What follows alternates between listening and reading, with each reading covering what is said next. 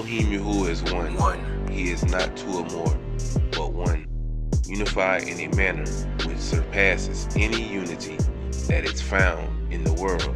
That is, he is not one in the manner of a general category which includes many individual entities, nor one in the way that the body is divided into different proportions or dimensions.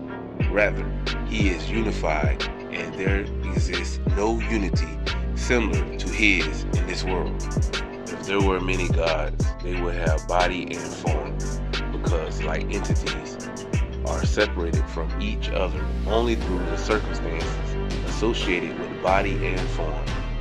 Were the Creator to have body and form, he would have limitation and definition, because it is impossible for a body not to be limited. And any entity which itself is limited and defined possesses only limited and defined power. Our Elohim Yahuwah, blessed be his name, possesses unlimited power, as evidenced by the continuous revolution of the Spirit. We see his power is not the power of a body. Since he is not a body, the circumstances associated with bodies that produce division and separation are not relevant to him. Therefore, it is impossible for him, the Elohim Yahuwah, to be anything other than one Elohim.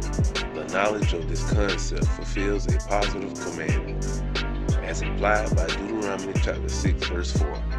Shema, Israel, Yehovah Elohim, Yehovah Echad.